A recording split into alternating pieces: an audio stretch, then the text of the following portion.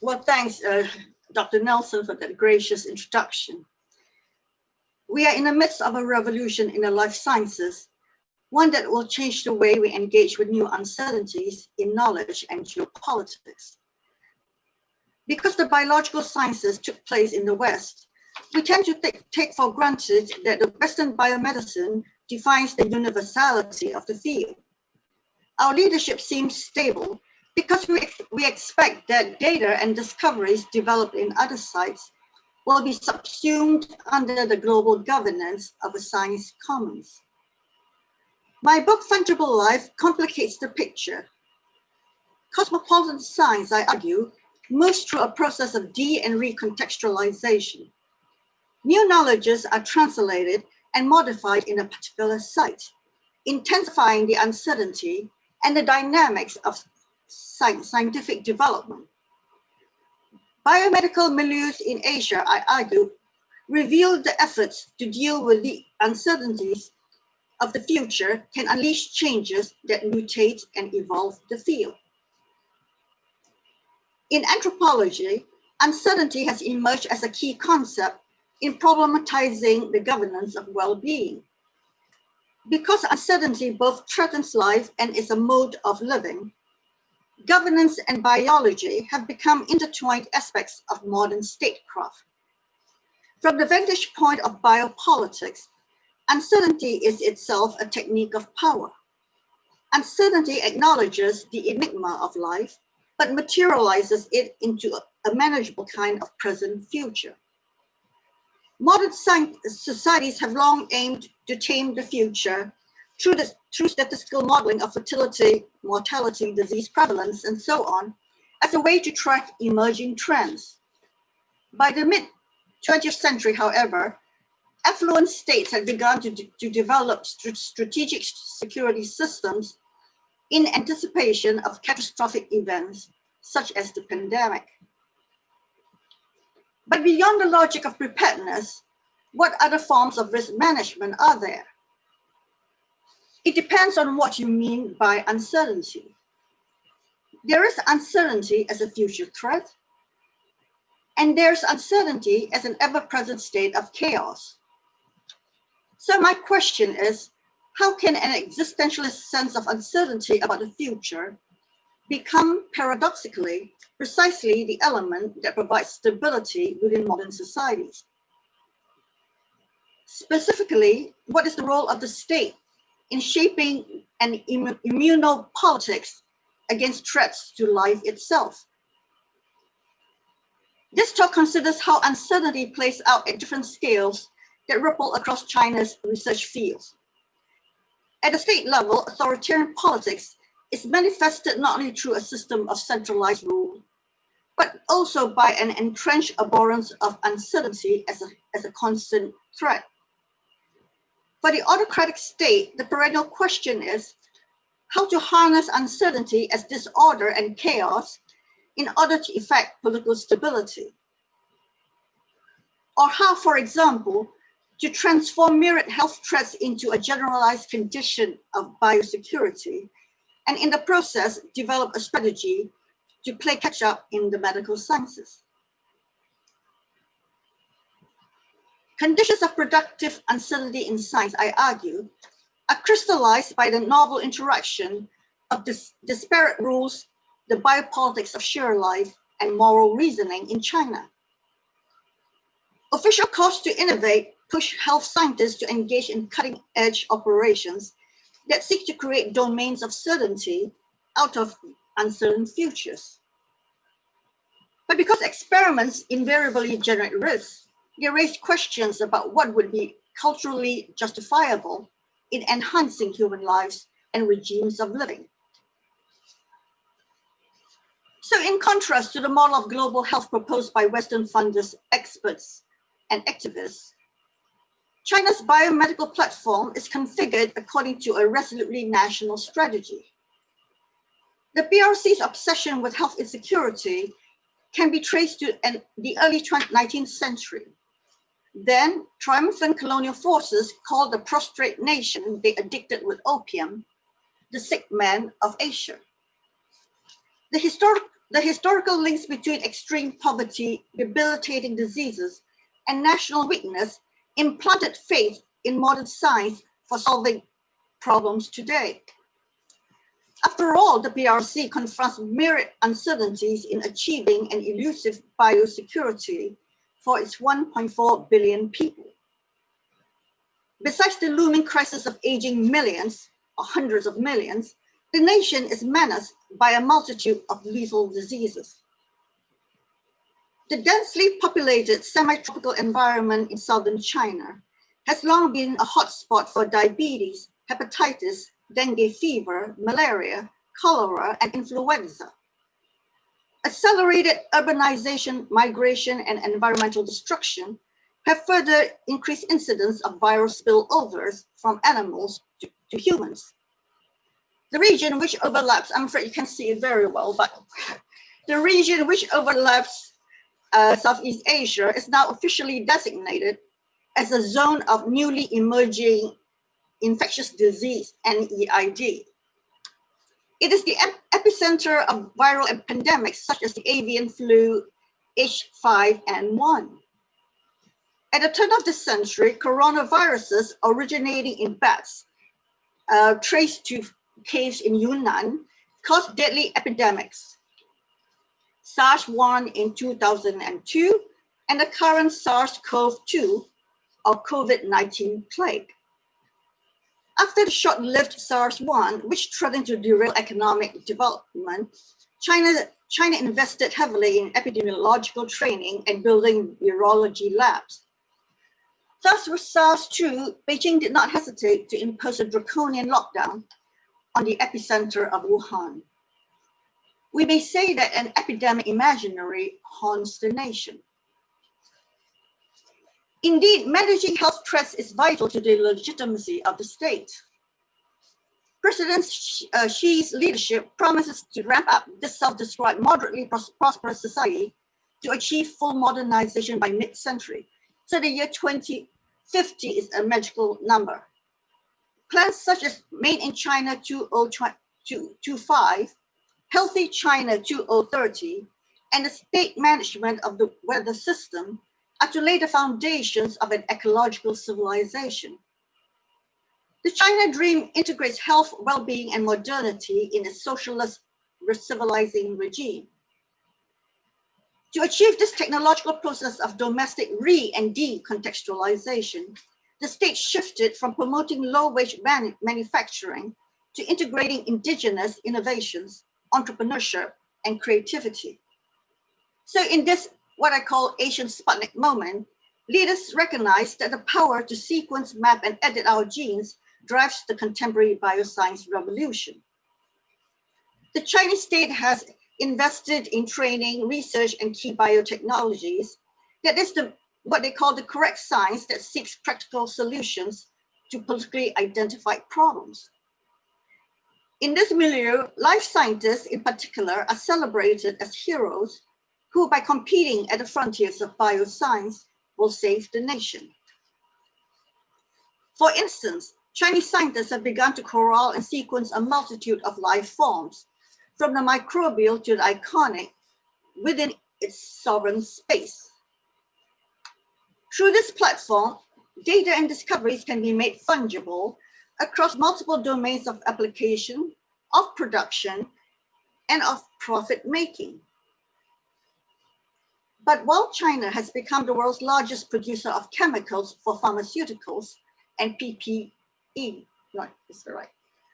other biomedical projects have had less clear-cut outcomes and implications for society. Next slide, please.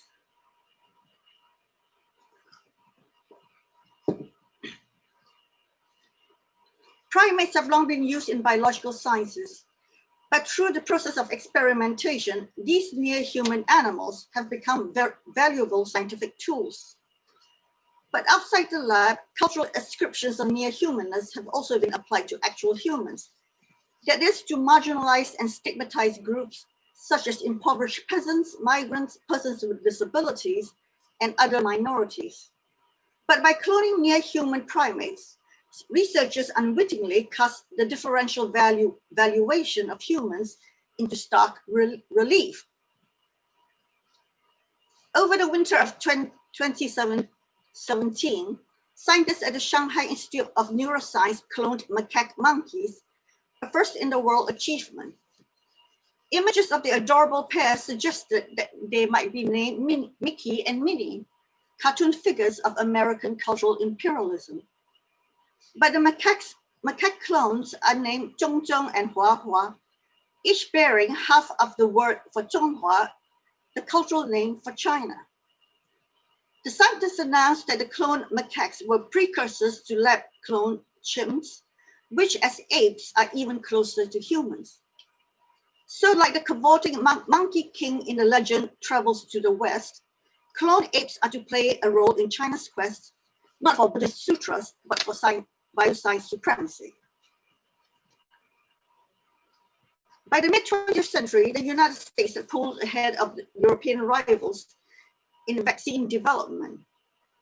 Over 1.5 million rhesus monkeys may have been used in developing the polio vaccine. Since then, the spectrum of medical research that relies heavily on primate models has widened. The TB vaccine, anti-venom medicines, and maternal deprivation studies in the United States, for instance. But in recent decades, China took advantage of two openings to develop non-human primate research, NHP. First experiments on primates have declined steadily in the United States, fueled in part by PETA, or People for the Ethical Treatment of Animals, that violently protested the use of monkeys as lab equipment. Nevertheless, macaque monkeys are still being used to test potential vaccines, as in the current coronavirus pandemic. Second, India used to be the world's supplier of lab monkeys until it banned exports in 1977, which is when China rushed in to fill the gap. Since 1982, China has been the largest producer of rhesus monkeys for the world's labs. An abundant domestic supply of lab monkeys and the return of overseas trained scientists are the two so-called national strategic resources that allowed China to grow non-human primate research capacities. Chinese scientists are betting on the capacity to breed so-called tool animals as the strategy to make China competitive in the race for more accurate, effective, and affordable animal tests for new drugs and clinical trials for new therapies. Because of their biological near-humanness, cloned monkeys can become a novel petri dish for culturing human illnesses. Zhongzhong and Huahua were cloned using somatic cell nuclear transfer, SCNTT.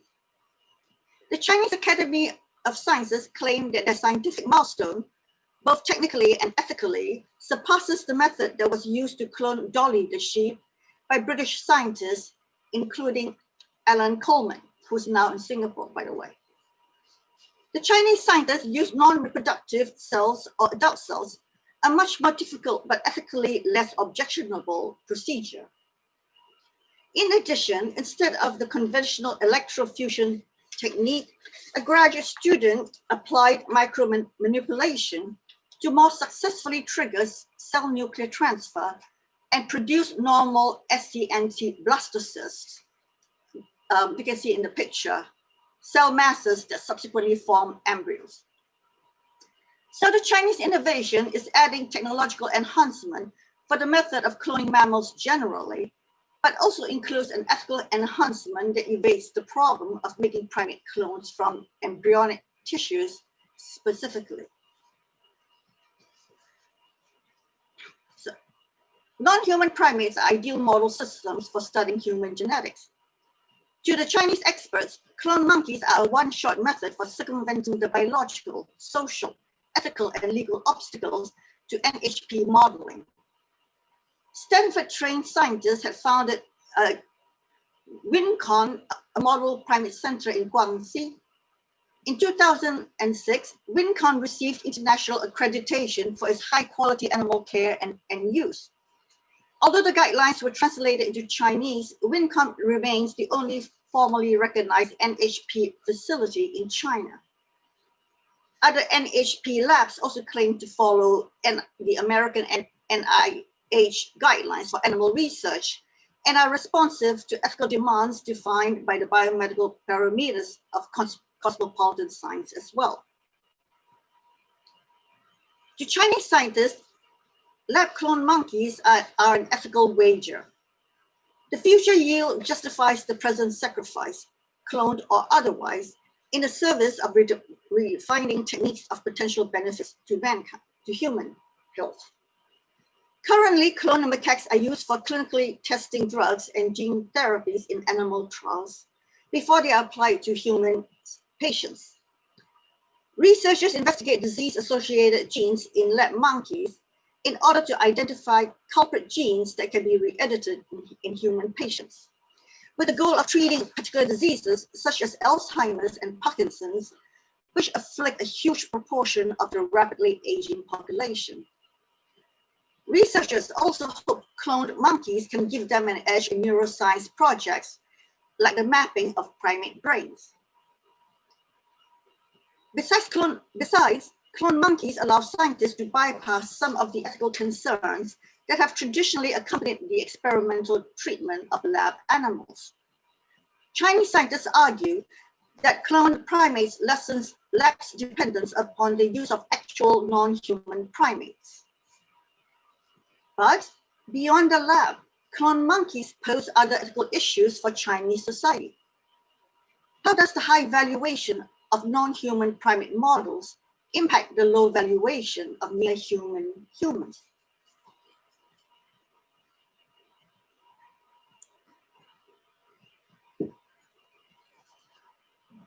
Feminist Meili Chance notes that, especially in Asian societies, non-human animals animate biopolitical realizations and affectivity of what it means to be human.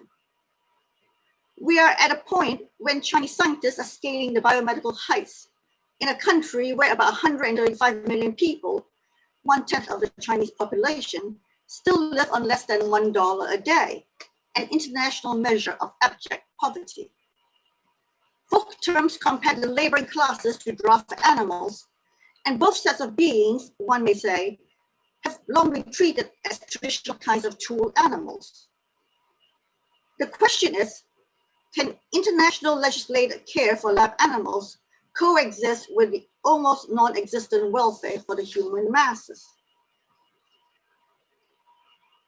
In 2004, a draft of an animal welfare law was posted on the Beijing municipal website. The public response was so overwhelmingly negative that after 2 days, the draft was withdrawn. For many ordinary people, the idea of lab animal welfare, including Wincombe's requirements of music, toys, and purified water, was morally outrageous and insupportable. Besides, a Chinese science report notes, the 900 million rural Chinese who cannot afford basic medical care want to be able to benefit from the millions of yuan spent on research to find treatments for Parkinson's, diabetes, and cardiovascular disease, close quote.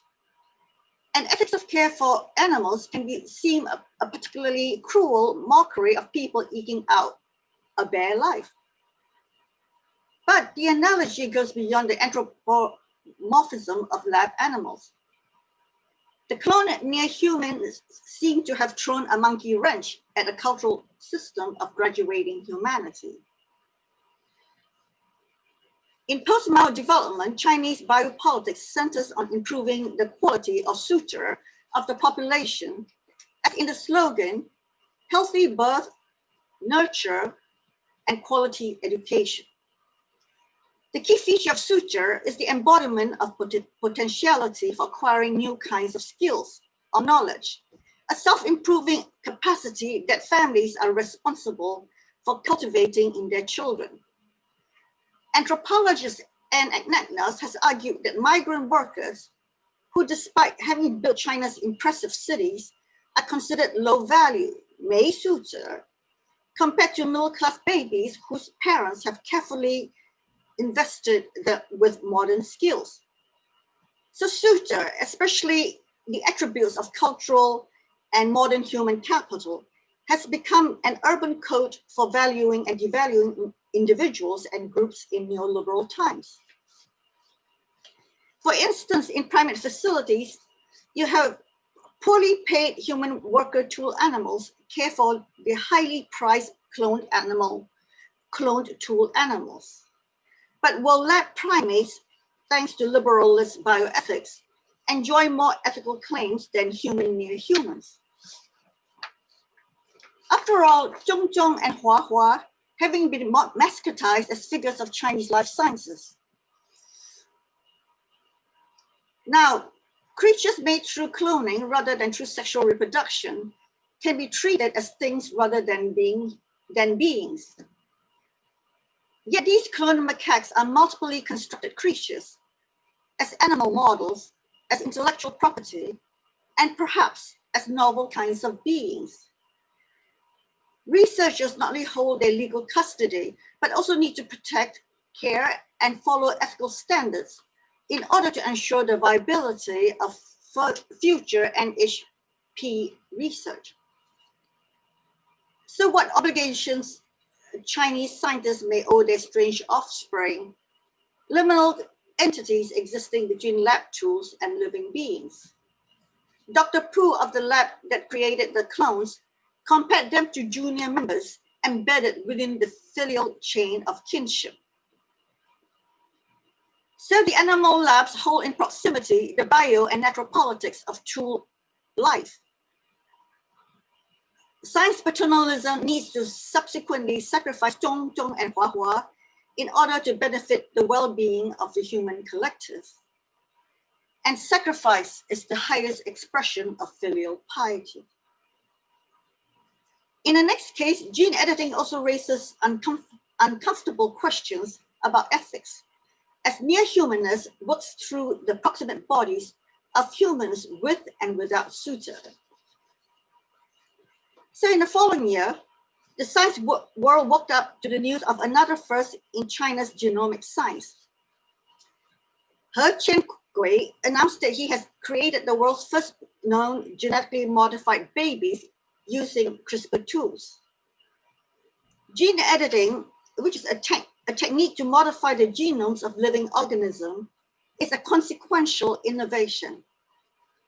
By correcting the biological, it can intervene into human evolution. He seems a poster boy of Chinese bioscience. He received his PhD from Rice University and subsequently held a postdoctoral position at Stanford University. There, he learned the Cas9 gene editing technique, which acts like molecular scissors to cut and insert specific genes to prevent or cure diseases. Upon returning to China, he received state funding to open a lab at the Southern University in Shenzhen, a high-tech city which is rapidly growing into a biomedical hub. Initially, the Chinese reception of Hearst gene-edited babies was rapturous. On November 26, 2019, the People's Daily released a report trumpeting, quote, the first HIV-resistant twins born in China, only to withdraw the announcement that same afternoon.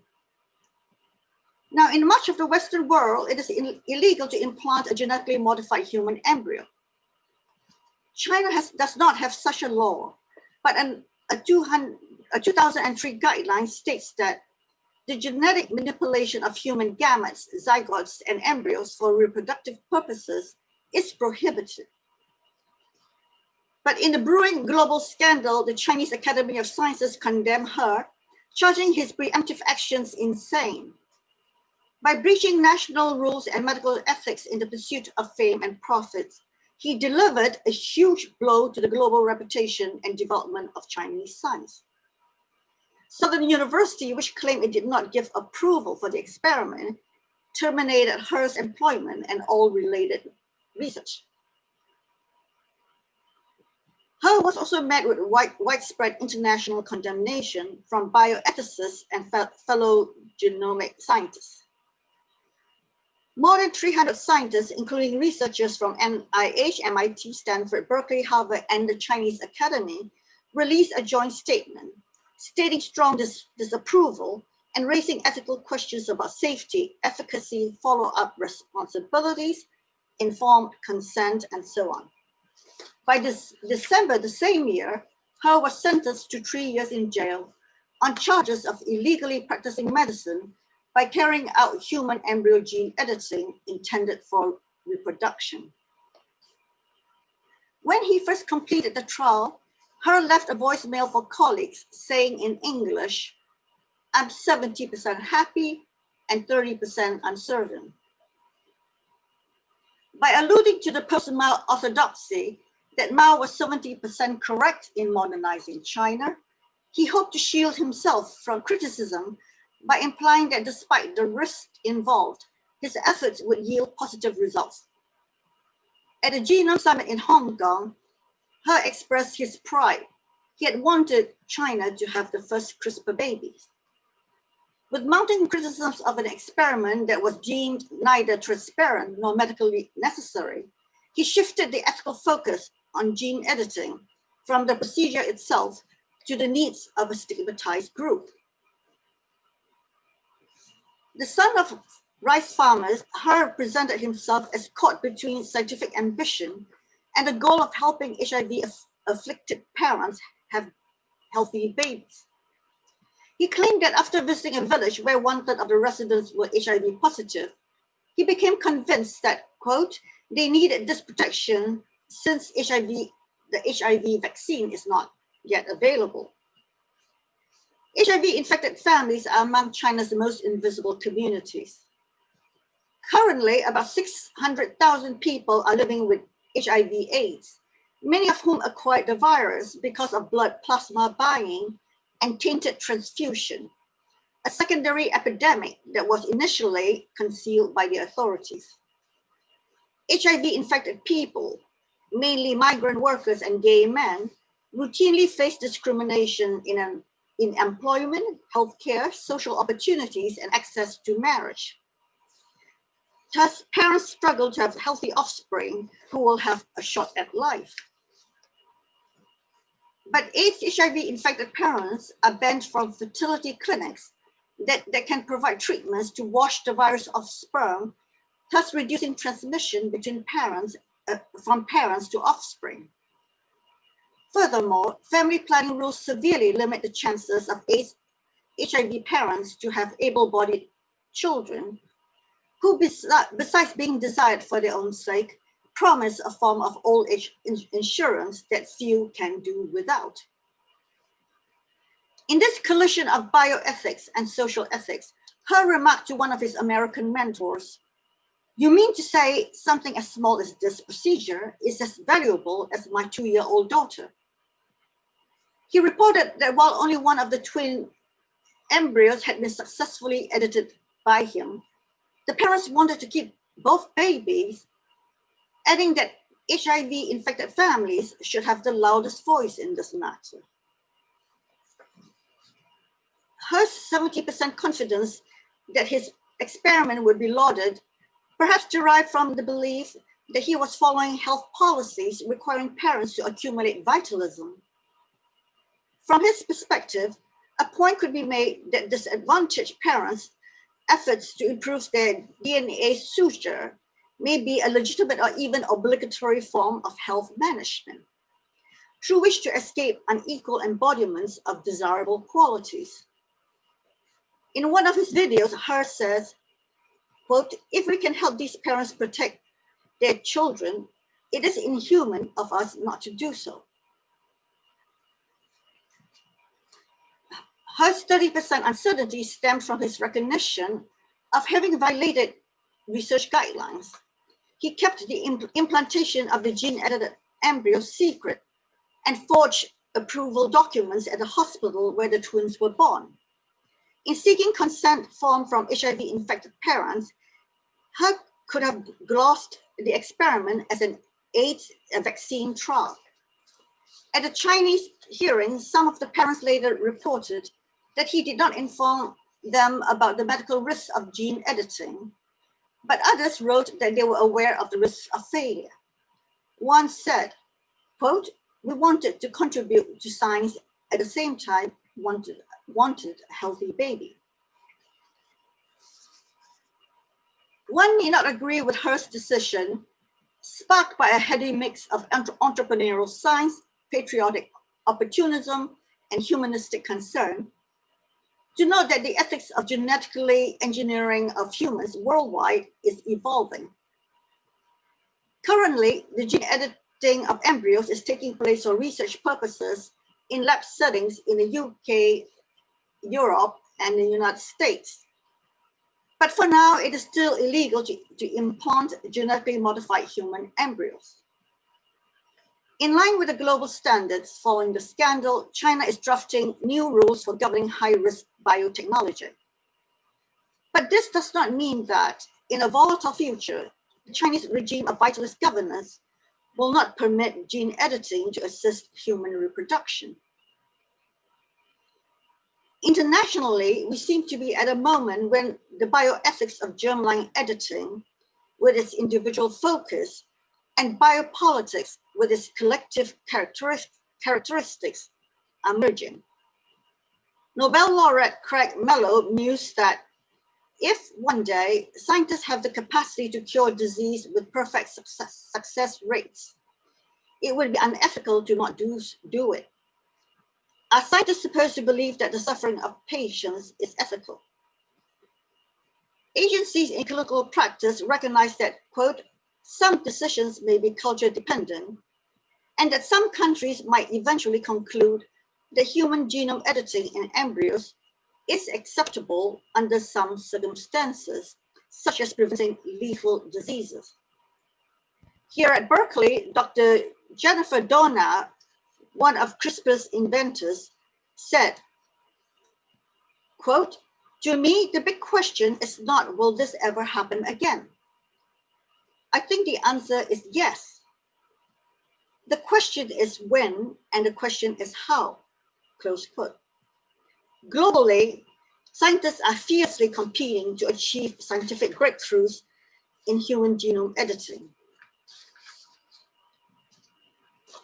An ascendant state that abhors uncertainty is proliferating risky experiments that further unsettle borders between non-human primates and humans, cloned in actual life, the human and the near human, the national and the international. Overseas trained scientists mediate these gaps in biological resources, research, regulation, and ethics between the global and domestic levels in China. It is not yet clear whether the Chinese breakthroughs, cloning lab primates and gene editing humans, will lead to the intended results in the life sciences. Animal models rarely predict the effects of drugs on humans, and an MIT review judged Hearst's CRISPR experiment a failure. But emerging at the geographic and ethical borders, such edge cases have mutated techniques, ethics, and priorities that shape our concept of the human, or the possibilities of being human, and the biological. The Chinese story illuminates that science compels us to constantly experiment with living forms, and the only constant state is contingency. Finally, each milieu produces its situated sense of controlling the future, while at the same time altering the present to produce, in turn, other contingent futures, which must be dealt with in turn. There's no doubt, however, that with the Chinese innovations, we are shifting from the global commons ideal toward a fragmented landscape in the future of the life sciences. Thank you. I'm done. Thank you very much, Aihwa. So we'll hear next from Duana Fullwiley. Hi, everyone. Thank you so much, Aihwa, for such a rich and provocative talk.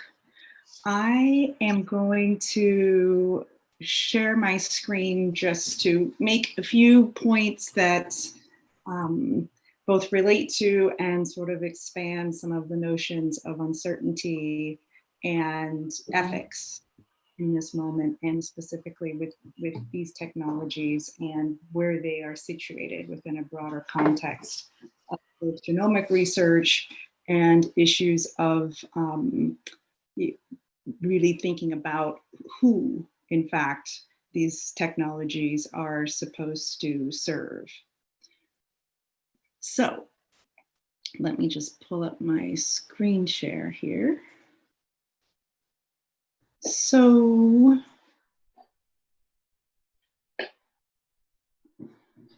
I wanted to point out the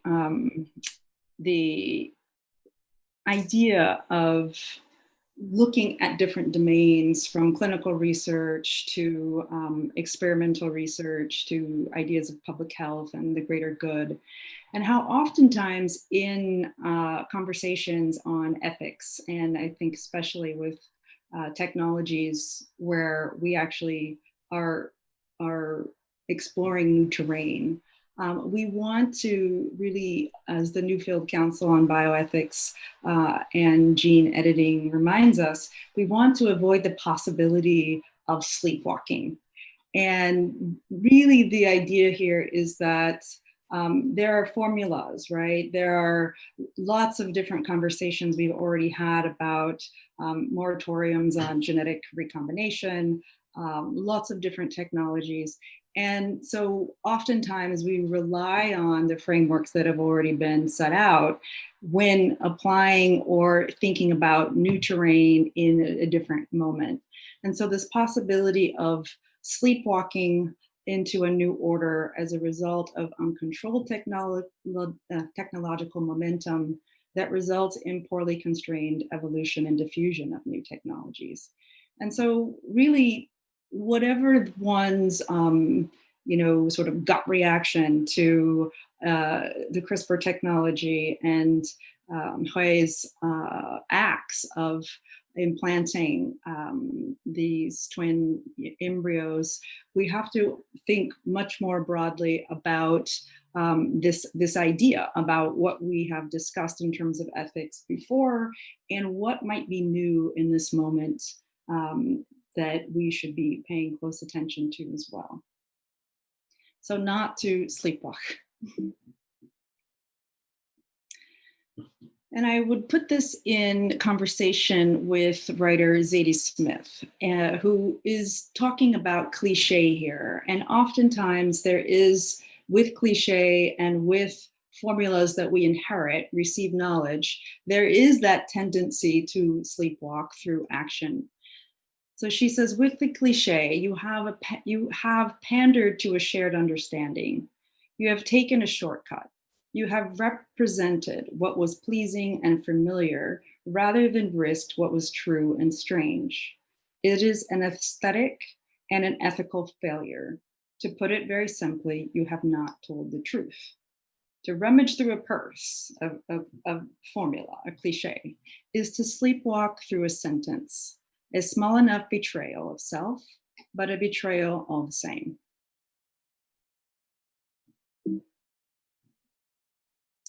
And so today's challenges amidst material cultures of science really do require that we think in terms of context-specific actions. And tech as a culture, as a sort of locale, and in terms of where so much technology is produced in these tech parks and tech cities and tech, increasingly in tech cities, but also in places that we heard from Aihwa Ong's talk, where Hui was educated and did his postdoc in Silicon Valley. We have ideas about tech as disrupting. And one of the first Nature editorials on CRISPR called CRISPR disruptive and really emphasized the disruptive nature of CRISPR. I don't think that was an accident. So tech, as it merges with basic science and medicine from genomics to public health, peddles in uncertainty. And uncertainty, among other things, is a political technology. And those of us who work in the anthropology of science, closely with scientists in labs, etc., really can follow the marketing of products and how much real uncertainty is constructed. Right? We might not even know we need a product, or we might not even know that a certain, articulation of a technology is something that would make our lives better, right? So there is this construction of uncertainty, and among other things, right, there are lots of different valences to uncertainty. But I think, as Aihwa Ong's talk pointed out, it is a political technology. And so as anthropologists, we attend to new norms, the ways that norms are articulated with older forms, unstated consensus, constructed risks, market drivers, and of course, the increasing gaps globally, increasing gaps in terms of access to resources, increasing gaps in terms of education, increasing gaps in terms of wealth inequality, etc. And so this uncertainty as a political technology and oftentimes market driver really has to be understood within these increasing gaps. And so we see language of diversity and inclusion in a sense that is to attend to some of the gaps, but at the same time, it is also part of a machinery to include people into a market in ways that might not always be to the benefit of the full population in various places. And so what Adriana Petrina has called ethical variability, the anthropologist Adriana Petrina, is it's often this idea that you practice ethics differently in different places, and that ethics is not universal, and that might even be colonial, etc. There are lots of different ways that scientists and researchers have justified doing things differently in places where the same kinds of strictures are not in place. And so Petrina has called that ethical variability in a critical framing. And that is this idea that we don't necessarily have to do things the same way depending on who we're working on or who we're working with, because of gaps in infrastructure, because of need, because of a crisis. So there are lots of ways that ethical variability gets justified because populations are not seen as interchangeable, and risks are not seen as commonly universal. So these characteristics are both key to framing on the one hand and understanding risks on the other. And so those are very different things that anthropologists attend to. And so today's global health as concerns China. Clearly we know that we are in a pandemic, and China has been obviously at the center of the pandemic and the pandemic response since the beginning. One of the things that I think was really interesting about Professor Ong's talk is the idea of the global versus the national with regards to China and its place in the world.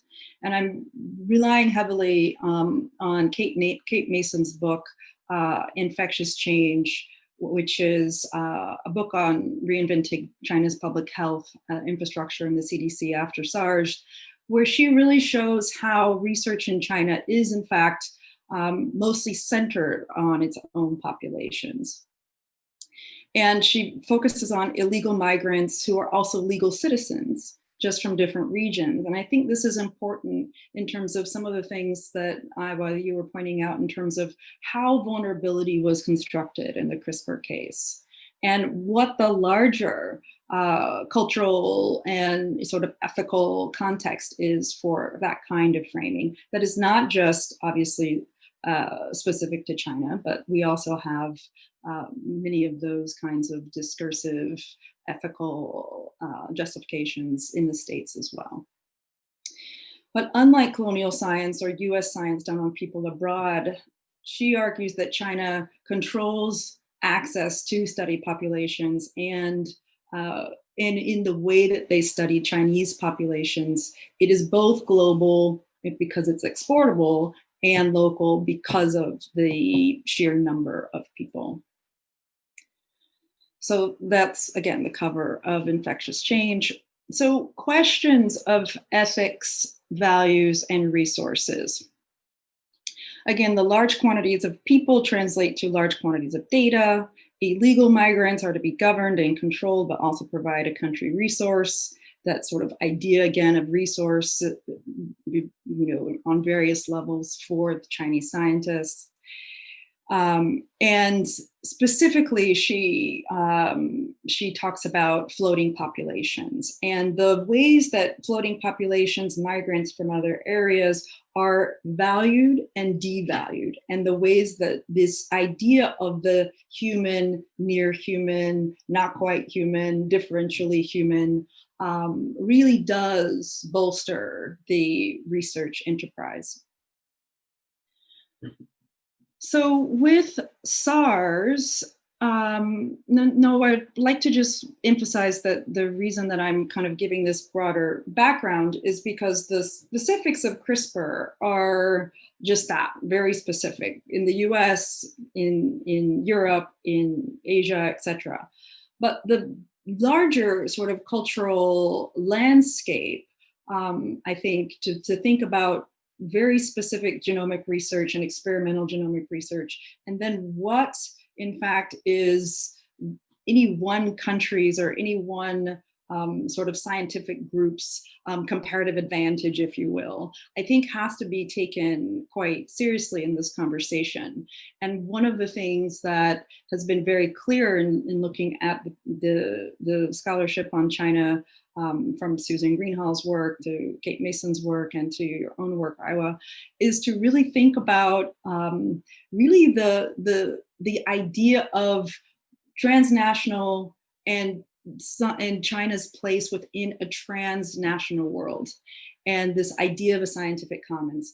And so there really is this sense that China wants to obviously, have people trained in the US to have those kinds of collaborative networks, that it is not sort of an isolationist or a, China specific on all levels type of science. And so this assemblage that is quite global, as your early work with Steve Collier really points out, these assemblages that are quite global really do emphasize so much with regard to infectious disease and public health since H5N1, but then with SARS and now with SARS-2. And so in January 11th, quite early, the Chinese researchers involved with the COVID mapping basically made that coronavirus genome available to the world. And the idea here was to share, to be part of a commons, and also to invite people collaboratively to communicate with them. Please, they say, we ask that you communicate with us if you wish to publish results that use these data in a journal. If you have any other questions, then please also contact us directly. So this very friendly, collaborative effort in terms of China's sort of re-entry into the transnational scientific commons. There's a larger story in Mason's book that really is quite detailed in terms of how SARS really did change the CDC infrastructure, the infrastructure with regard to how China wanted to position itself as a resource generator, not just for people within the country, but as this kind of collaborative project. And so just in the interest of time, I'll go through this very quickly, but this is just a segue to yet another area of research within China, and to link this to ethics regarding genomics at a population level. And so this is a mural in Xinjiang that reads, "Stability is a blessing, instability is a calamity." And this is the Uyghur Autonomous Region in China. And so this gets back to Aihwa's notion of stability and uncertainty, and the way that the state really does engage with and, you know, sort of negotiate these terms for different public health and scientific efforts. And so as people who've been following this issue, there have been quite a few you know, stories that I will actually go into a little bit here around the collection of DNA from this population against their will. And so in 2017, Chinese authorities in Xinjiang are collecting DNA samples, fingerprints, iris scans, and blood types of all residents in the region between the age of 12 and 65. Human Rights Watch said today, Human Rights Watch reported this on this, this is just the reporting. So this campaign significantly expands authorities' collection of biodata beyond previous government efforts in the region, which only required all passport applicants in Xinjiang to supply biometrics. The mandatory biobanking of a whole population's biodata, including DNA, is a gross violation of international human rights norms, and it's even more disturbing if it's done surreptitiously under the guise of a free healthcare program. And so the New York Times covered this, and the program was known as Physicals for All.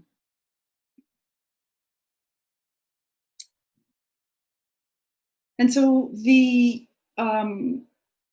various people whose DNA was collected basically said they never submitted their DNA willingly, and that they didn't get results from their physical, and that it was very much coerced.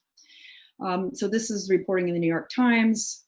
To bolster their DNA capabilities, scientists affiliated with Chinese police used equipment made by Thermo Fisher, a Massachusetts company. For comparison with Uyghur DNA, they also relied on genetic material from people around the world that was provided by Kenneth Kidd, a prominent Yale University geneticist. And this is my last slide here. Dr. Kidd said he had been unaware of how his material and know-how were being used. He said he believed Chinese scientists were acting within scientific norms that require informed consent by DNA donors. Okay, so these are just a few ideas to think with in conversation with Dr. Ong's talk that took us specifically into genetic modification, CRISPR technologies, to give us a broader sense of other ways that that transnationalism, trying to put China on the map in relation to needs and a kind of scientific commons that is obviously pretty US based, but also much more international in scope. And so with any of these technologies, it is important to both ask, what is the uncertainty? Is this actually something that that really does demand an innovation, an intervention that we don't have the means, say like HIV, et cetera? There are medications and there are procedures to prevent mother-to-child transmission and to prevent children born with HIV.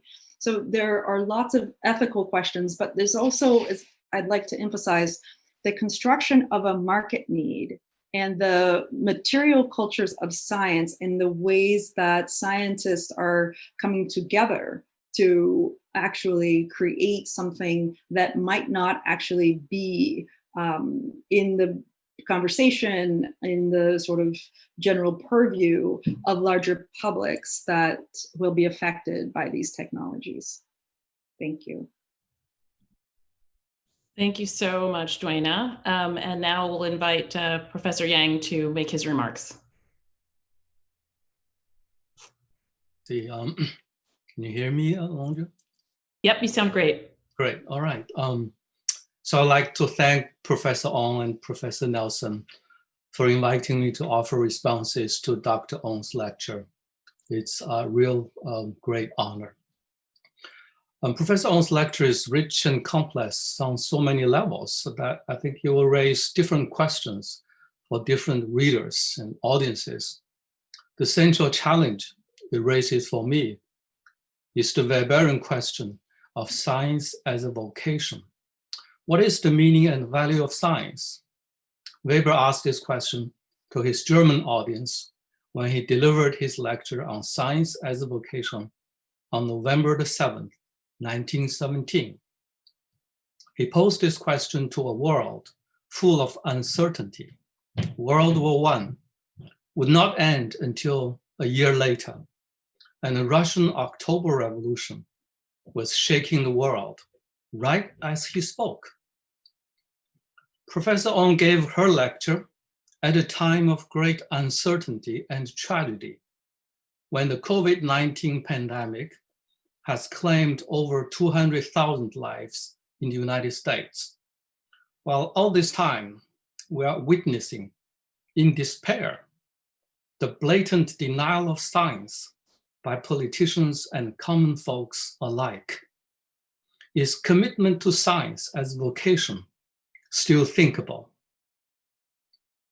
A central issue in Professor Ong's lecture is what happens when cosmopolitan science migrates to new situations, and how life scientists in non-Western nations like China negotiate research opportunities and dilemmas. I appreciate Professor Ong's argument about the unstable nature of the domination of Western science and how it may be destabilized by situated practices in different contexts. One complication is that the situated practices of Chinese life scientists are themselves unstable. This is because life scientists in China, perhaps scientists everywhere, inhabit an impossible world. It's an impossible world because it makes many competing claims on their expertise. To be more specific, life scientists in China constantly face multiple forces of pull and push, both inside China and from the outside world. There are three sources of domestic destabilization that we could think of. One is the question of social justice and equity, which Professor Ong addresses with the compelling example of China's marginalized population. Marginalized populations not only may not benefit from the innovations of life sciences, in some cases, such as the cloned monkeys, they may be further disempowered and alienated by being made to feel inferior to near-human animals in research labs. A second source of domestic destabilization is China's internet-enabled publics, who are often called netizens. Despite internet censorship, Chinese netizens are vocal on social media.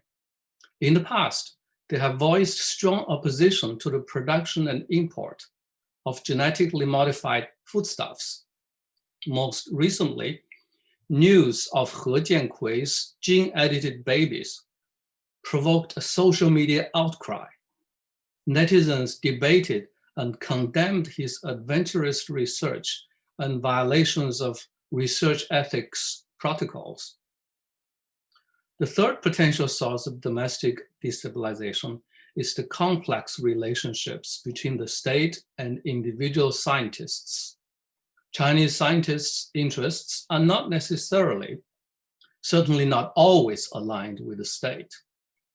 Although the state tries to lay claim on their loyalty to the nation and even provides important resources and prestige, scientific prestige is also governed by rules of the game in the global scientific field. We may recall, well, actually, we just heard from the previous discussion, Duana, the publication of Chinese scientists' publication about coronavirus in early January. But there are another example which I would like to mention. So the city of Wuhan was locked down, as you may recall, on January 23rd, this year, the lockdown came abruptly. The public did not know that the novel coronavirus can be transmitted from humans to humans, not until January the 20th. But top medical journals like The Lancet and the Journal of New England Medicine published articles about COVID by Chinese researchers already on January 24th and January 29th, respectively.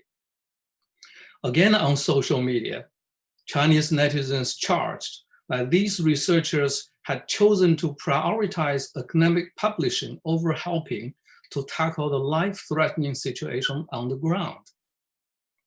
Regardless of the public charge, I think it's certainly true that Chinese scientists dream of winning recognition in the global, perhaps more precisely Western scientific communities.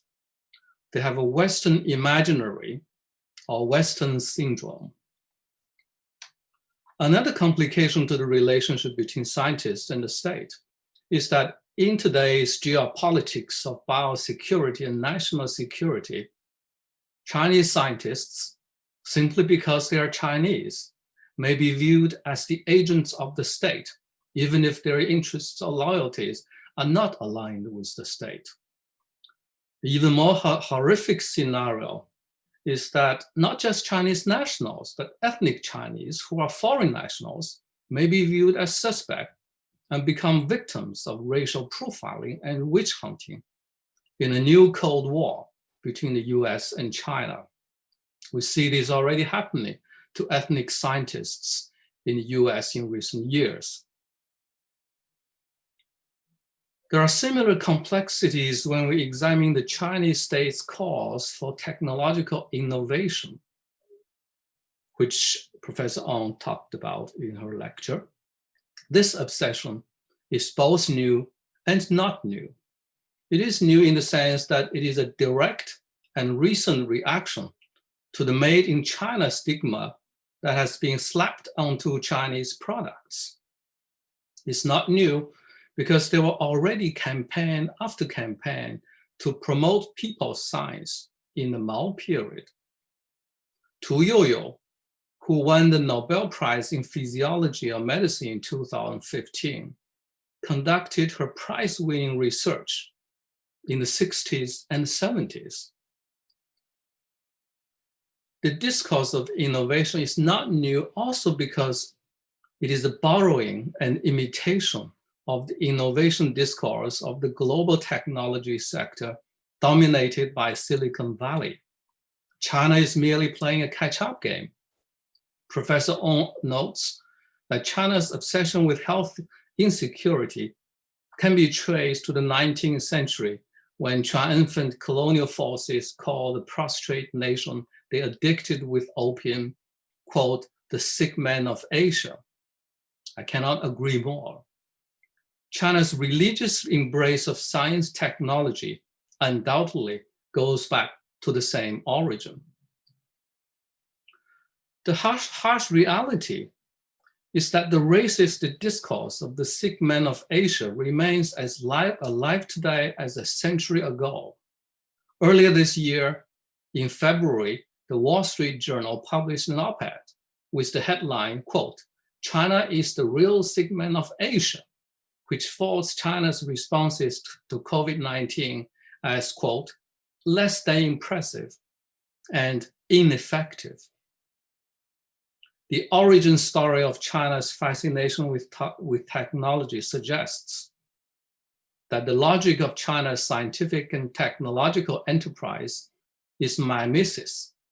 The model of the imitation has always been Western science and technology. When Western imperialists came blasting open the doors of trade in the 19th century, Confucian rationality proved incapable of resisting foreign battleships and weapons. Confucian literati could not produce the technology to defend its culture and the people against foreign invasions.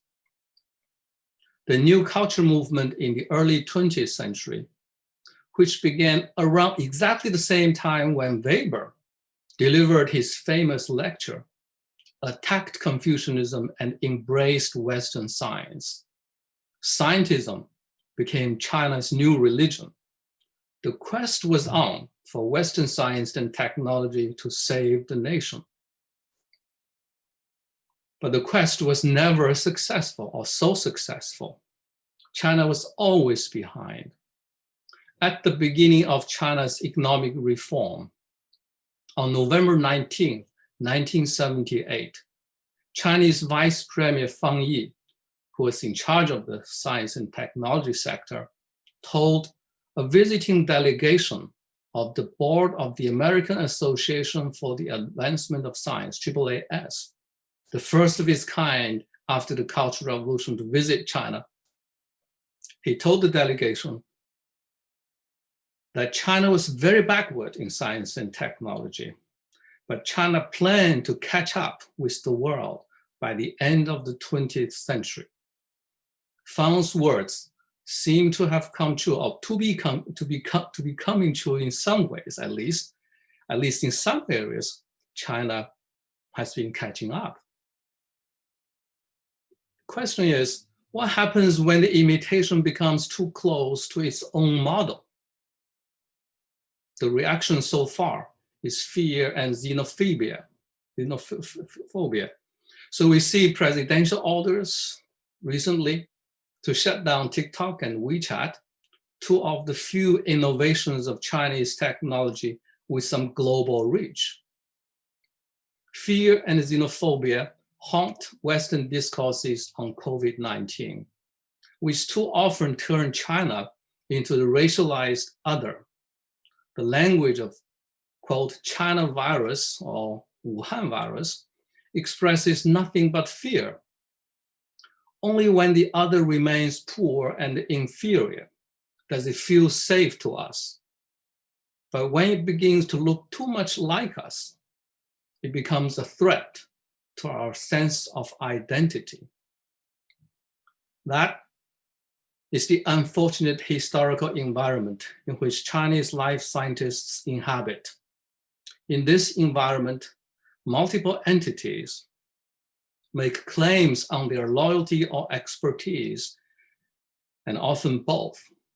Scientists have always lived under the influences of power, fame, and money, but in a world of brutal national competition and rivalry, a world polarized by ideological discourses of loyalty, betrayal, patriotism, and manipulated by the visible and invisible hands of global capitalism, including in the biosecurity industry, Chinese life scientists, perhaps all scientists, I would say, face nothing less than an existential crisis in their daily struggle to try to manage the many competing claims on their work as scientists and on their dignity as sheer human beings.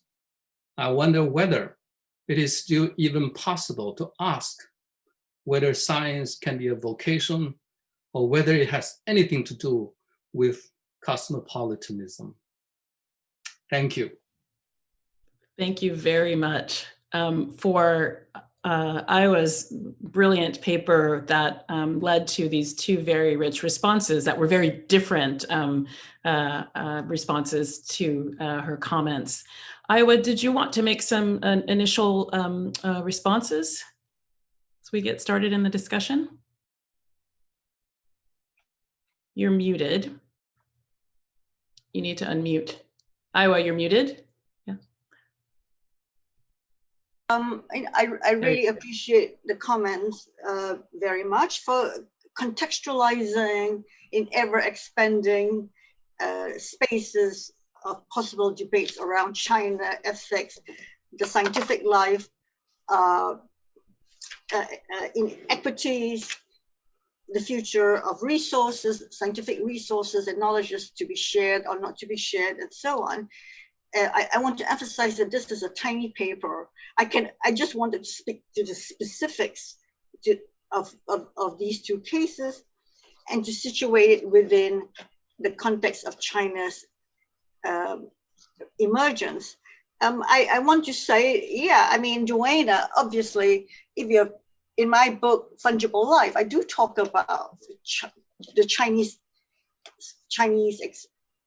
extraction of DNA from Tibetans and other groups, and using the knowledge that could be derived from studying the DNA to perhaps benefit the Han majority. I do write about that. And obviously I recognize, actually I was the first one in anthropology to write about that. And I want to also know that the Chinese focus is really on the national, saving the nation first, but in the process helping others. So during even the time of the tsunami, the BGI Genomics in Shenzhen sent a lot of free help to victims, to identify victims in Thailand. The Chinese scientists have helped to study all kinds of bacterial outbreaks in Europe. They've done a lot of things helping other countries. And they're very interested in collaborations. After all, there are all these scientific networks that Guobin mentions, that, you know, people are educated as international scientists. Many of the scientists uphold international ethical standards, and many of them are pretty disinterested, although they are seduced by fame and fortune. So all these things are extremely important to bring into the picture to widen the discussion. And I'm glad, Guobin, you brought up Weber, but I don't think that even in the West, it was possible to have a kind of pure kind of scientific vocation, as you mentioned already, that many people are, you know, we respond to all kinds of political, economic, social interests. The Chinese, just the final point, the Chinese want to indigenize these things. So it's not merely a process of mimicry, but actually of installing their own data, expanding their own platform, developing their own techniques, taking control of this knowledge, which took shape in the West, and making it their own in a pretty profound kind of way, I believe. So I'll stop there. Thank you. That's excellent. So it was interesting to see that both you and Guobin sort of both had a reference to kind of Western science and kind of thinking about that as a kind of looming, haunting presence here, whether or not one is disregarding it, but it has this kind of, I think, central place that's quite interesting. So we have quite a lot of questions. There's a rich conversation to be had still. They're in a few different categories. So I'm going to start, I think, with the more narrow category, and then we can go to some of the larger, more kind of abstract categories. So there's questions about the human, the near human, primates, that kind of line of conversation.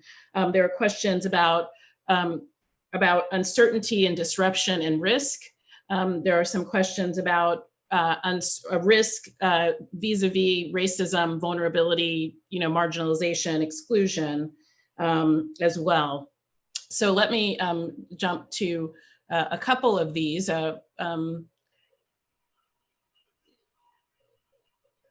Going to read two that are sort of related. So one from our friend Leslie Sharp. Could you say something about the origins and intended audiences, national, international, global, local, of the photographs of the cloned baby macaques? They seem meticulously staged, as if they're housed together in a sterile incubator designed for premature human babies. That is, they appear intended to signal human proximity and excessively high standards of animal welfare. Is this perhaps another facet of Duana's suggestion about the disruptions of experimental technologies? Are they efforts visually to massage images flagging something important here? And the something might be the near human or the not near human. I mean, I think that the imagery plays with that.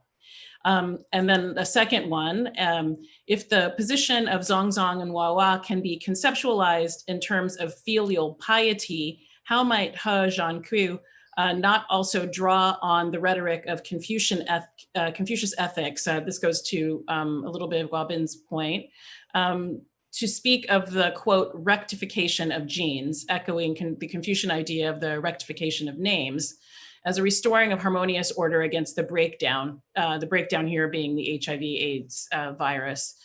To what extent is there space in the Chinese context for this kind of ethical redescription based on its own ethical traditions in a context judged international, though rather one that has a different kind of moral language? And then the sort of example here is the way that He acted via deceit is not virtuous in a Confucian context. So Aihwa, if you want to start with those, and then Duana and Guobin, if you want to jump in, please do.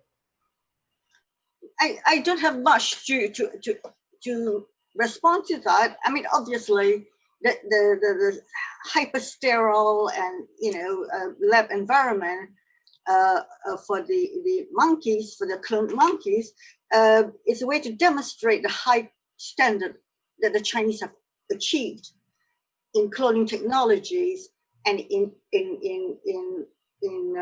non-human primate research. So it's like you could say a marketing, a kind of branding of their lead in this area of biomedical research. These are intellectual properties. Heretofore, if you want to have access to these cloned monkeys, you need to pay the Chinese to use them, and maybe this will improve chances for running clinical trials in China. So it's part of all that. These probably most Chinese have never heard of these experiments, so I cannot say there's going to be a widespread confusion, ethical redescription or reinscription of value to all these other populations. I can speak for China, which is a vast, extremely complicated and variable place. And all I'm trying to say is this is what the scientist is saying. The scientist wants to, in a sense, it expresses its own ethical ambivalence about these creations and the uses of these creations for all kinds of reasons.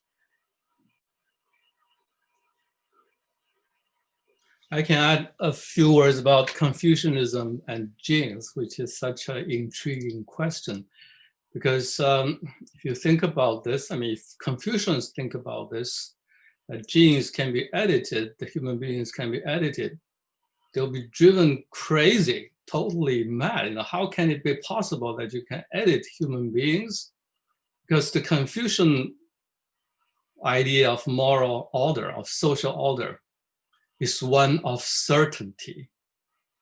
And also this focuses on essence, on blood and bones that can never be changed or alienated from the family, right? So now you're bringing an alien form into the Chinese family stock. It's funny, yeah. So one thing, Guobin, that you said that was helpful is that Chinese scientists are extremely modern people. Many of them do not follow Confucian guidelines. They're not invested in, they're not traditional Chinese. They are like super instrumentalist Americans, in many ways. Thank you. So there's one question on the CRISPR babies, and then we'll move from this question to kind of some of the more conceptual issues. Do you see evidence of edited or genetically modified organisms, human or otherwise, being regarded as a different kind of life? So this again is circling back to the question of the near human, near human primate, not human. Are ethical standpoints being reconfigured with the emergence of quote unquote synthetic life forms? Are new kinds of abject subjects being formed? You briefly touched on this in relation to the cloned macaques. I'd be interested in hearing your thoughts on these issues as they relate to the 3 children who were born as a result of He Jiankou's experiment.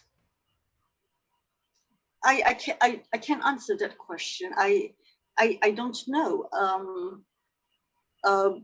the public, one of my graduate students went to Shenzhen soon after this scandal, and nobody wanted to talk about it because it's, they're suppressing the information. It's a shameful experience for them. They just want to go on and succeed in other scientific endeavors. So it's, there's no, you cannot kind of trace a very direct impact as a result of these experiments to a transformation in people's consciousness and thinking around this. Thank you. Duana, did you want to weigh in on this one? Well, I think just in terms of watching the evolution of CRISPR since 2005, there have been a lot of, this is where I started, a lot of musings about playing God, about editing life, about completely transforming nature, that are in more of a global commons, right? The sort of these consortiums and these different, conferences where scientists are convening. And so I think sometimes within the anthropology of science, as we study scientists and we study the scientific discourses, we do have sometimes the tendency to obviously to focus on our informants and what their energetic and very sometimes seductive ways of framing things are. And I think in most societies, and especially in a society as big as China, it is very hard to, get a pulse of what the population thinks, right? But I think it is a really important question. So in Martha's Vineyard, there has been an ongoing sort of public conversation, debate about the gene drives to eradicate Lyme disease. Right now in Burkina Faso, we have a very similar kind of study / ethical community conversation, population-based, around eradicating malaria.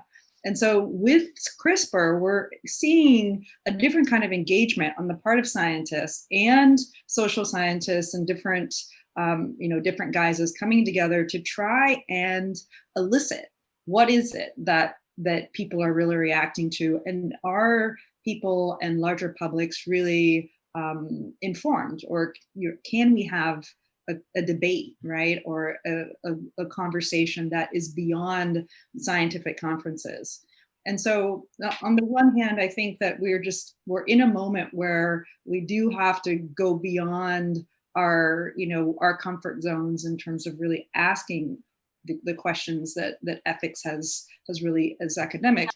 But what I was getting at was more of a different global efforts in Brazil, in Burkina Faso, in Martha's Vineyard, not the US entirely, right? There are different scientists who are trying to make this effort, and it's not easy, in terms of just following the conversation for years that's been happening in Martha's Vineyard.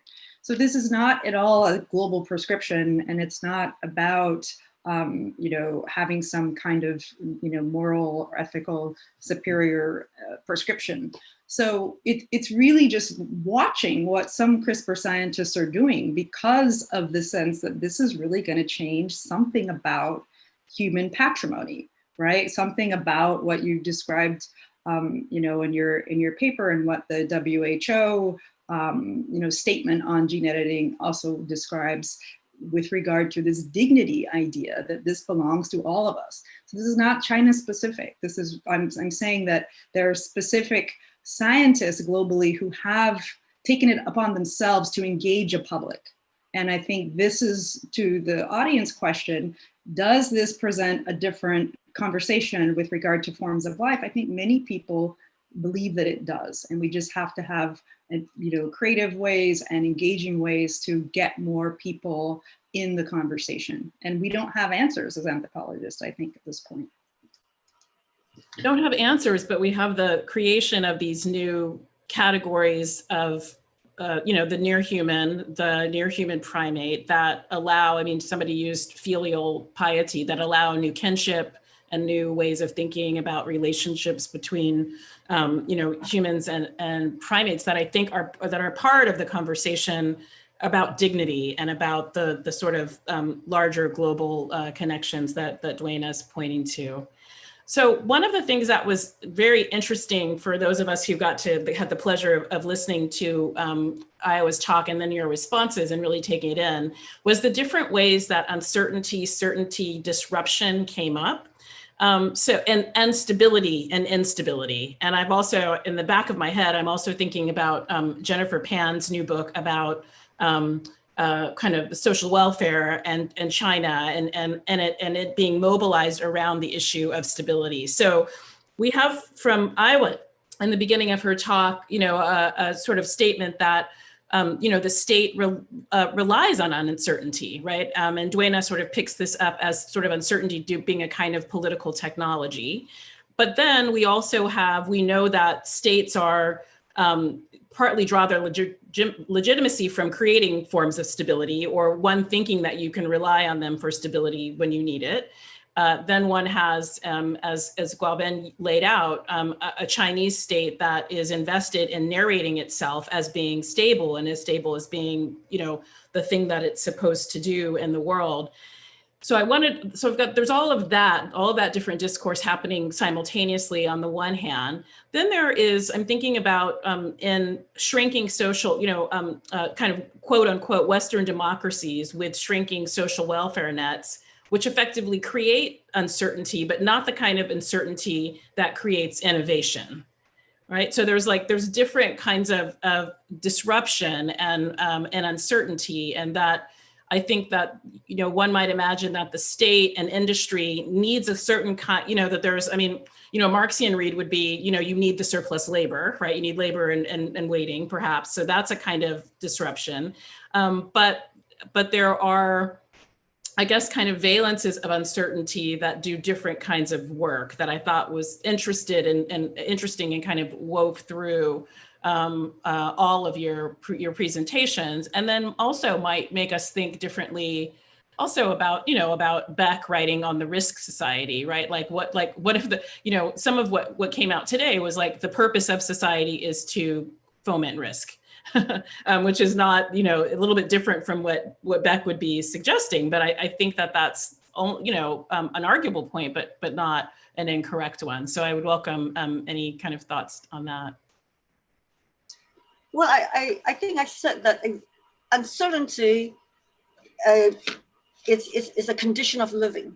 It's always with us. And in fact, one of the problems with the social sciences is that we've never really fully recognized that we all live in an extremely, we have in conditions of extreme uncertainty, and modern knowledges and technologies are all about bringing order to society. But even in our efforts to bring order, we are still confronted with uncertainty. So it's a condition of living, but I'm trying to talk about how technologies try to intervene in different ways to bring stability from uncertainty. It's a mode of governance, like I said in the beginning. So I'm not sure that the Chinese state likes uncertainty. It hates uncertainty, but it is dealing with uncertainty and is trying desperately all the time to bring order to a possibly porous kind of form of power that it has. Nicholas Luhmann in Observations on Modernity said many of the things that I said, that we're constantly dealing with uncertainty and contingencies. And the best we can do is come up with new methods, new systems, but yet they create more uncertainties. And then we have to deal with these additional uncertainties. And it's the role of science to do this. In the past we had religion, but today we have science to tackle all these uncertainties that seem to be proliferating, I wonder, but different from the Luhmann is, there was a kind of implicitly in the Luhmann work is that there aren't actors and stakeholders actively generating uncertainty. There was this kind of assumption that uncertainty was anomalous as opposed to, as opposed to being actively cultivated, actively created. No, experts, deal with uncertainty by trying to create new systems for managing uncertainties. We live, he said we live in an ecology of ignorance, right? That any ecology of knowledge is always adjacent to an ecology of ignorance, and we're constantly trying to manage that space of exception, which is the future, which is fraught with uncertainty. So expertise, technologies, science are the forms that modern societies use to deal with this kind of overwhelming, unavoidable uncertainty that we all exist within. So can I add, I think this is a very important question. It relates to another question actually I wanted to ask Aihwa. But I totally agree with your point that uncertainty is not exception, it's the rule of life, right? So the question is really how to manage uncertainty. So if we're going to edit genes, there are unintended consequences. There are consequences we cannot know. How do we manage this kind of uncertainty?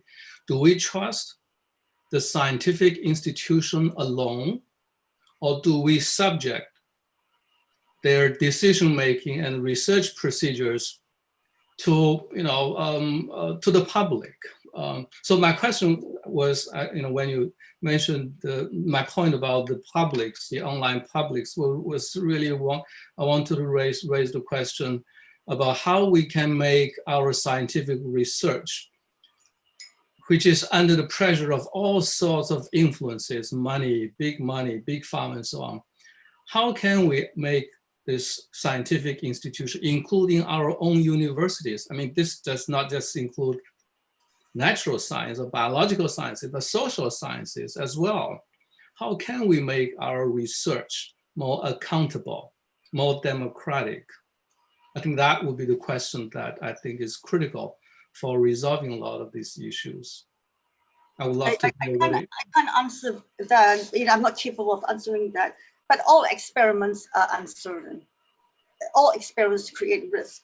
But so we introduced the idea of ethics to sort of help regulate and put obstacles, or to sort of deflect and shut down bad experiments. So you could embed, as Paul Rabinow says, you can embed a kind of bioethical experts on bioethics in these experiments. But scientists are very irritated by them, or feel, delayed. If you have to consult bioethicists, then you're being delayed or disrupted. And so it's a very complicated dance of innovation ethics, and very specific to each case. And the public has to be interested. It's very hard to get people interested in science and what scientists are doing. And we need a heavy dose of education in science, even just at the college level. The social scientists should know more about science because it's a condition of our contemporary existence. But the social sciences have not paid enough attention to our modern technology that creates the possibility of our lifestyles, and high standards of living today. Thank you. I think I certainly agree with you about what social scientists should be paying attention to. Science and technology really is an infrastructure for all of life in this moment, certainly. So let's return to the questions of what's to be done that Guobin was taking us to. There's a couple of questions from the audience from this. One is, what in practical terms can be done to upscale the ethical and moral issues surrounding cloning, given that China has become a global power? And then there's one about the WHO. Given China's participation in the WHO and increasing involvement in a global normative framework, how are we to think about China's pragmatic approach to global health with seemingly universal ethos of equity that so often frames global health discourse and praxis today? So kind of, series of questions around the issue of ethics that both Duana and Aihwa raised, both similarly and differently, and linking to Guobin's point about what's to be done or how to think about what to do in the context of all of this uncertainty. Duana? Yeah, I really appreciated that last question. I've been teaching a lot of Susan Erickson's work at Simon Fraser, and she is looking at the intersection, also Kristen Peterson at Irvine, just really looking at the intersection very granularly of Wall Street, you know, sort of global markets and global health. Things like Ebola bonds and sort of cat bonds, catastrophic bonds for health catastrophes. And so with regard to uncertainty, yes, we know that there has been a prediction, as Bill Gates has been kind of pilloried lately, of a global pandemic, right? This kind of uncertainty, when will it happen? The future is uncertain, as Nicholas Luhmann points out. But so much of the uncertainty really is my point in terms of the political technology of uncertainty. So much of it is framed by science and tech as something that we should be attending to in specific ways, right? So it's a product. It becomes sort of galvanizable. It becomes articulable within the framework of what a lab is working on or what a team has hypothesized for its own future. And so I think we have to be, you know, very attentive to both the market, the product, and the way that, yes, uncertainty is a part of life, but it's many other things, and it's becoming much more commodified and in and of itself. And so Adriana Petrina's work, Vin Kim Nguyen's work, you know, anthropologists have been very much detailing the gaps, what Petrina calls positivized negativity, what we don't know with regard to science, public health, outcomes, right? And especially with regard to disasters, which she's been tracking since Chernobyl, the ways that the lack of knowledge actually creates a kind of strategic entry point for a certain kind of market rationale to do something. And I think that we are still and will continue to be in that situation of attending to those kinds of developments with regard to uncertainty and global health markets. Guobin, did you want to speak? Yes, this is such difficult, tough questions, but I think it's so important. As you can tell, I'm very disillusioned with our current condition. But then the current condition is such, the pandemic is such that it could provide an opportunity for some radical thinking, rethinking or reimagining of science and technology, right? So that's what I'm really curious about. You know, would like to hear your thoughts. You know, who do scientists answer to, right? That question sounds, I think, such a commonsensical question, but shouldn't we ask this question? What about our own scientific institutions? What do our institutions answer to, right? You know, a lot of this biomedical research aimed at innovations and experiments to create advanced technology to cure diseases. How about if we think about in a holistic way and prevent those diseases in the first place by improving the environment, right? Because a lot of these diseases have a lot to do with pollution, destruction of our environment. So I'm just, you know, I guess sort of utopian, but I think we might be at the point for some radical thinking and rethinking of the mission of science and technology. We also want to emphasize the collaborations that cut across national lines and sites. And, you know, I emphasize the number of people educated at Stanford University, the scientists. I mean, they think Stanford is number one, by the way, not Harvard, when it comes to cutting edge science. And many of them trained there. And there's stories about the mentors that I didn't talk about.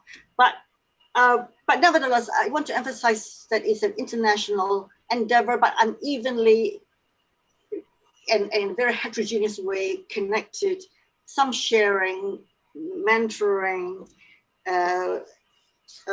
adherence to international standards, interest in the global impact of innovation. So, but the centers themselves are extremely important because they're also competing. You know, so while Western scientists are worried about the ethics of gene editing babies, they are also competing. They're afraid China is going to zoom ahead. So, you know, of this, they would like Western scientists to do that. But then they do have conferences and meetings where they try to coordinate and agree upon a set of rules and guidelines. So there are all these transnational efforts. It's just not a simple global commons. It's a network of very complex collaborations, diplomacy, science diplomacy, that's at work as well. And they speak their own language, right, from all of us. And so they have, in the communities of global scientists are extremely important. So we're almost out of time. Aihwa, there's a few questions about Chinese kind of cosmopolitanism, we might say, which also came up a little bit in Guobin's comments. And so as we're wrapping up, I wanted to give you the opportunity, who've taught all of us so much about how to think about diaspora and flows of people and these sorts of things too, if you wanted to sort of think about some of the observations that you made in your paper vis-a-vis the science as a kind of cosmopolitics or scientists as cosmopolitan figures. You also a few times have made the distinction between, I'll put it in quotes, the people who don't really know anything about science, all these things happening, but if you ask someone similar in the United States about human gene editing, stop someone on the street, most people can't say anything to you about it unless you're in Palo Alto or Cambridge or something. So if you wanted to offer an opportunity just to say, if you wanted to speak to that or any kind of closing comments as we wrap up for our time today. My paper is really about cosmopolitan science, not about cosmopolitans. I mean, we're all cosmopolitans, I suppose, but I'm talking about a science that claims to be universal. And that has its wellspring in Western context, and that we will always be the dominant actors, discoverers, innovators, that will then establish standards, including ethical standards for the rest of the world. And I'm just challenging that idea that in fact, scientific development depends on engaging new locales, new data, databases, new resources, and new inventions in order to grow.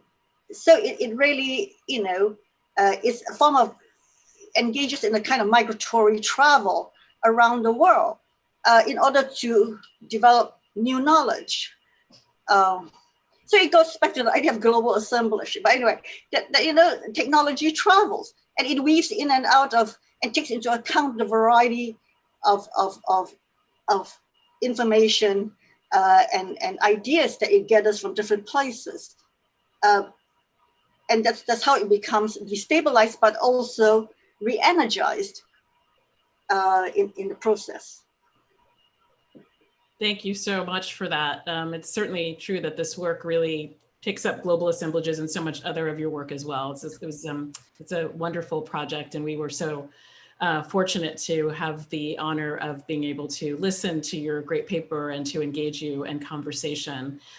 Thank you, Professor Yang, for being here this afternoon, this evening, as the case may be. Thank you, Professor Wiley. And thank you, most of all, Professor Ong, for the honor of sharing your ideas with us and for being here and for being the 2020 SSRC Fellow.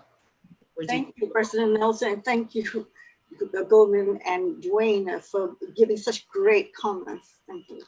Thanks, everyone. Thank you. Thank you. Thank you all for being here. Bye-bye, everybody. Bye. Bye.